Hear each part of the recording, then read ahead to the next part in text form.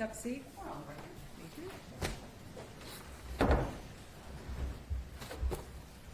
Good afternoon. It's Thursday, April 23rd, 2026. We are here on case number 26 CR 88. The matter's captioned State of Ohio versus Caleb C. Flynn. So are you Caleb Flynn? Yes, Your Honor. All right. This matter comes on for hearing. Court and counsel had a brief status conference to discuss some particular trial issues. There are several motions that are set for hearing today, and we are going to discuss those here on the record. One being that defense counsel did file a motion for a jury view for purposes of the impaneled jury viewing the location of where this alleged incident occurred. I've spoken with the state with regard to their position on it. Mr. Watkins, would you like to state on the record at the state? One courtroom, one decision. That doesn't just depend on witnesses, but on seeing a location. But here's the twist. The defendant doesn't even want to go there. The state has any objection to the jury view? Thank you, Your Honor. Generally, the state does not have an objection to that motion. Counsel for the defendant and the state had plans to take a look at the location in question and just ensure that it's still in a similar condition as it was at the time. If that's the case, the state won't have an objection to that motion. I know the court has asked both the defense and the state to collaborate and come up with kind of some ground rules for that jury view so that we can agree on it. I think we'll get there, Judge. Okay. Mr. Mulligan, is that your understanding of what was discussed and your client's position? Yes, Your Honor. We appreciate the discussion.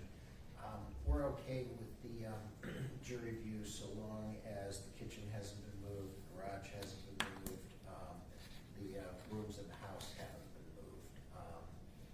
To the extent that I don't even care if the roof is not there anymore, as that's not relevant to this particular case. I would like the jury to be able to see the ingress and egress from the home and the location of the various rooms in the home. So it's really not terribly complicated. Mr. Watkins and I can go there to make sure they haven't moved the rooms. Okay. Well, based upon the parties' discussion and the court's understanding of that, as well as what's been put here on the record, the court finds good cause for granting the jury view.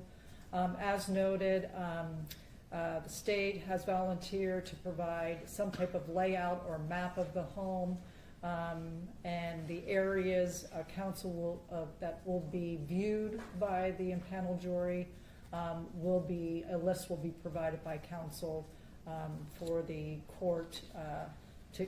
In today's case, everything could change with just one jury view. But when the defendant gives up his own constitutional right, does that mean strategy or a huge mistake? Have the jury consider. Typically, the court will have the state of Ohio provide transportation and security for the jury and the court's bailiff, and there will be the particulars of all the logistics will be set forth in a formal order by this court. Additionally, Mr. Mulligan, your client has the right to proceed to the jury view as well. What is his position with regard to that? We were not going to have Mr. Flynn on the jury view. Okay. Thank you. I do need to speak with the defendant with regard to his potential waiver of that. So is there any issue with that, Mr. Mulligan? No, Your Honor. I've discussed it with him, and he's willing to waive his presence on the jury view. So, Mr. Flynn, I need to speak to you briefly about this. Under the state of Ohio, the law in the state of Ohio, both as to statute and constitution, you do have a right to be present during the jury view. Do you understand that? Yes, Your Honor. Your attorney has indicated to me that you wish not to go to the jury view. Is that correct? Yes, Your Honor. Has anybody forced you, coerced you, or threatened you to decide against going? No, Your Honor. And is it your belief that at this time you prefer not to go on the jury view? Yes, Your Honor. Okay. You understand you're giving up a constitutional right and a statutory right to be present during the jury view? Yes, Your Honor. All right, based upon the defense's own request, as well as the defendant's comments here in the court will deem that he has waived his presence at the jury view. All right, moving on to the second issue, which is the state's motion pertaining to the rights of a child witness when testifying. The state filed this motion just here recently, and defense counsel has provided a memorandum in opposition. At this time, would counsel like, Mr. Watkins, would you like to present testimony, or would you just like to make a statement with regard to your motion? I think a statement would suffice, Your Honor. As my understanding, the defense is willing to stipulate at this time that there will be minor children testifying potentially at this hearing. I think that's as far as the stipulation goes. That would correct, Mr. Mulligan? Yes. With that, Not to the ages? Are you stipulating to the ages, Mr. Mulligan? That When the judge said the jury would visit the crime scene, everyone agreed, but then the defendant made a decision that could change the entire direction of the case. That's fine, Your Honor. the ages would be 9 and 12, Your Honor. Thank you. Go ahead. Thank you, Your Honor. The defendant filed a response to my motion yesterday evening. In that motion, they asked the court to focus on Ohio Revised Code Section 2945.481.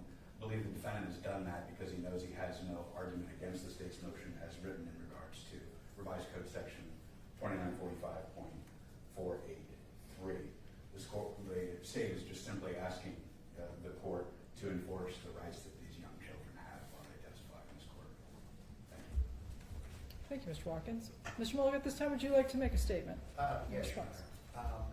I would point the court to State v. Johnson, which was a unanimous decision from the Second Circuit Court of Appeals. It was decided on March 6, 2026, and in that case, Judge Huffman, Judge Lewis, and Judge Tucker unanimously overturned the Johnson matter. There is no question at this point, based on the statement that has been made thus far, that there's been no showing whatsoever that these particular children are unable to testify. There's been no case-specific findings that any preventative or precautionary measures are necessary, and a review of State versus Johnson would suggest that, particularly in the absence of case law on Section 483, that it runs the potential of reversing this case if the rights of Mr. Flynn are violated. In that particular case, they specifically found that it was harmful error and overturned it. And I think that that would be applicable to this case as well. So I would ask the court to review that particular case. The citation on it, it's Court of Appeals number 30506. I believe the citation on that would be 2026-Ohio-757. So I'd ask the court to review that as well. Thank you. Thank you. Can simply seeing a place decide someone's fate? And what does it mean when the defendant refuses to be there? Mr. Watkins? Thank you, Your Honor. Any further? Yes, Your Honor. Just in response, that Johnson case just cited by the defendant refers to that .481 section and requirements of 2945.481. The things that Mr. Mulligan just mentioned are required under that .481 statute. The legislature did not include a single one of those in .483. Well, the court will take the matter under advisement as to the child witness testifying under 483 of the revised code of 2945, issue a written decision. Otherwise, this matter is scheduled for a 2-week trial, at least a 2-week trial to begin on May 4th, and we will be proceeding in that fashion. Are there any other matters we need to discuss? Mr. Mulligan?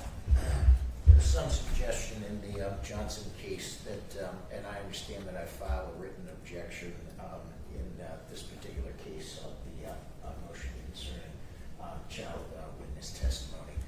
I believe I'm required to preserve that so I would ask for permission to do that. We may. Thank you. That's reserved. Anything further from the state? No, you're right. We are adjourned.